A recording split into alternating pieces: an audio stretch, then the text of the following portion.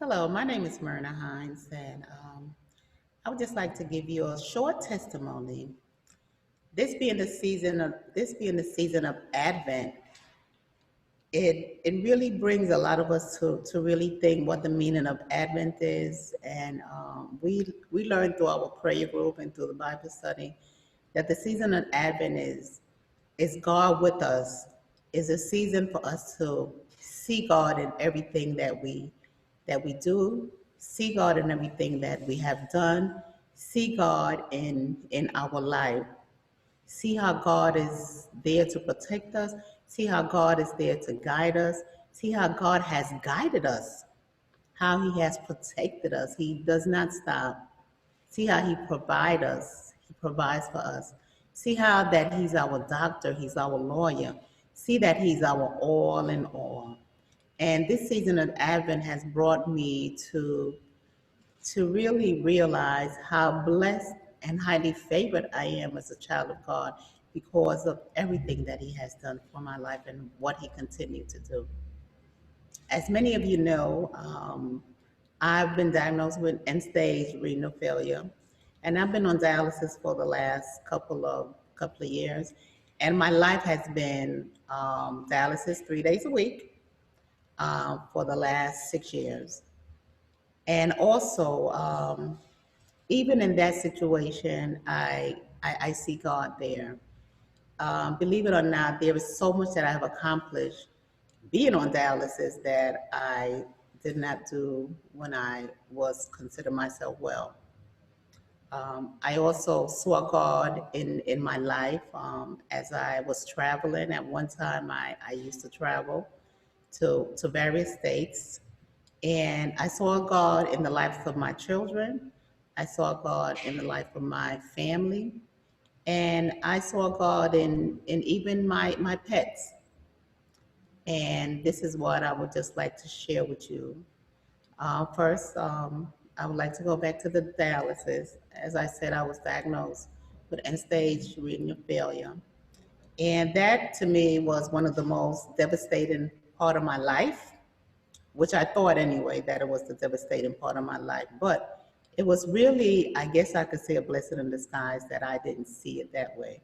But at that time, I asked myself, why me? And something in the back of my head said, why not you? And when I heard that, I was like, right, exactly. Why not me? If I'm a child of God, then I should be able to handle everything. Why not me? And with that in mind, I moved forward. I said, okay. I even told my doctors, I said, the same way this thing happened, that's the same way I'm going to get up one day and I'm going to be well again.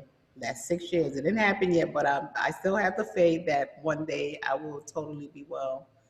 And and just as I say that to say that even in spite of that, God was always there with me. I saw God working in my life.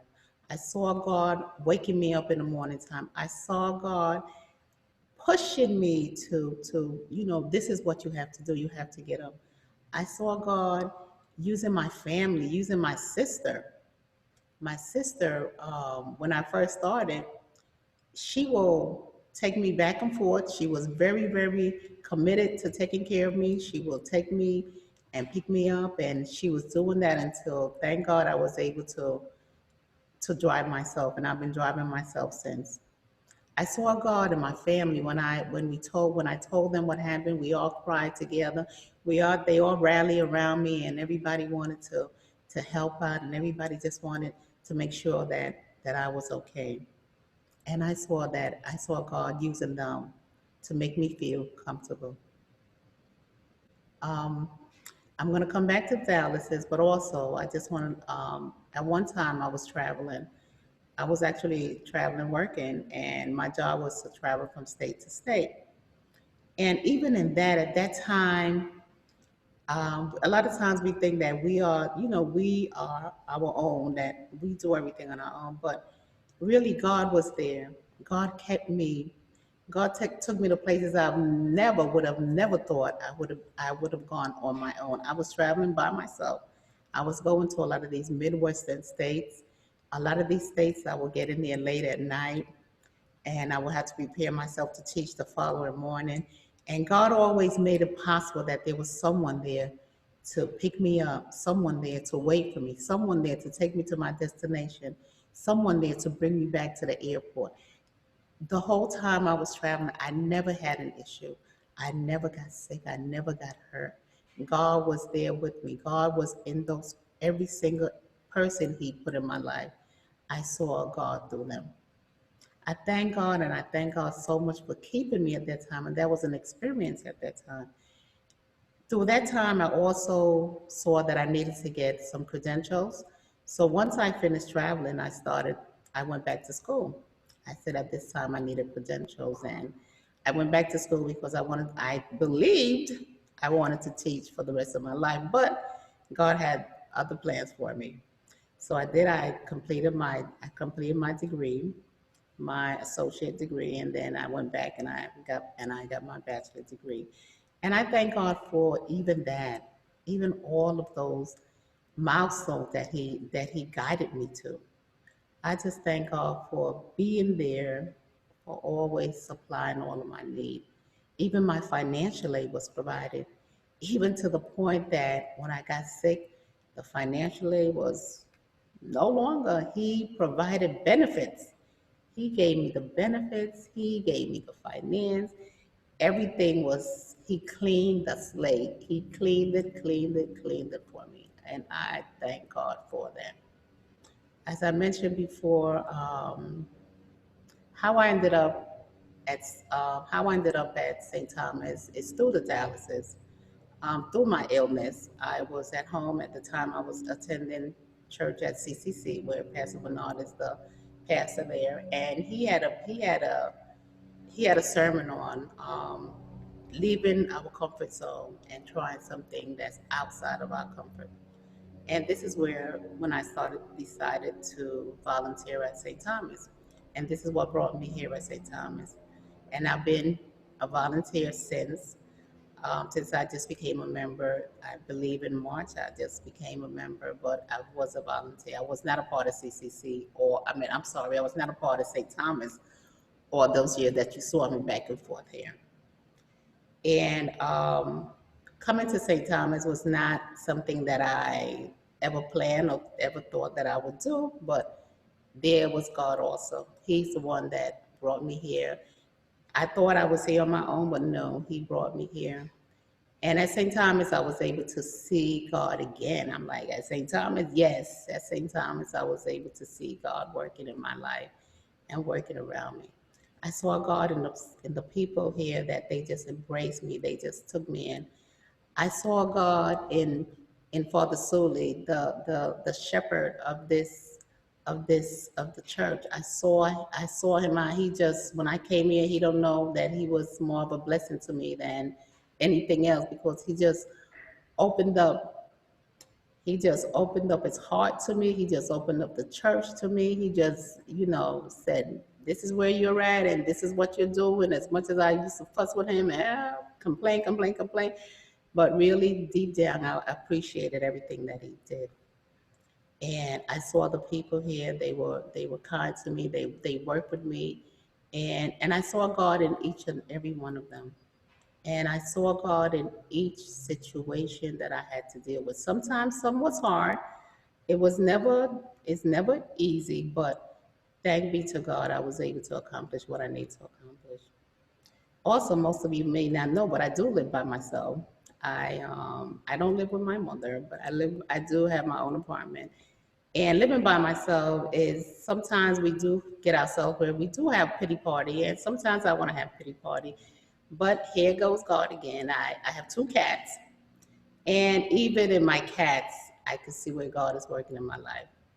A lot of times, yes, I may not want to get up. I may just want to, like I said, feel sorry for myself sometimes. But I never get a chance to really do that too long, because if they see where I'm not getting up, believe me, they will make sure that I get up. And even for that, I thank God for them, because they are my company. And if they were not there, who knows what I would be doing. But I thank God for that also. I thank God for my children. I have two sons, and I thank God for them because they are very attentive of me, even though we do not live in the same state.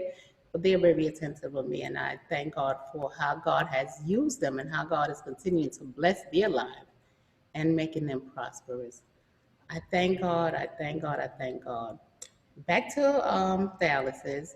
As I said, this is something that I've been doing for the last, I believe, 6 years, 3 days a week.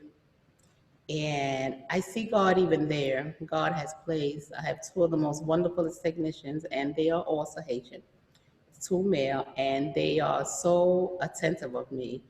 They just take care of me. They know their job.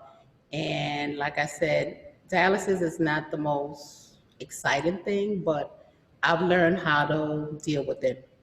And with their help, they are there to make sure that my pressure is stable. They make sure that if anything happens to me, they know what to do to make sure that I don't totally go under.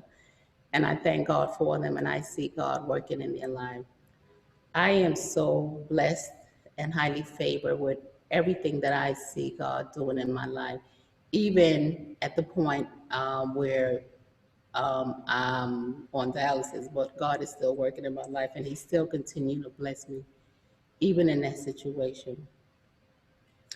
I just want to encourage everyone. I'm here to really be an encouragement to you, to let you know that God sees you, God knows you, God sees you when you are at your weakest. He sees you when you don't know how you're going to make it from one day to the next. God is our provider. God is our protector. He's our doctor. He's our all in all. He provides. He speaks to us. He speaks to us when we are still.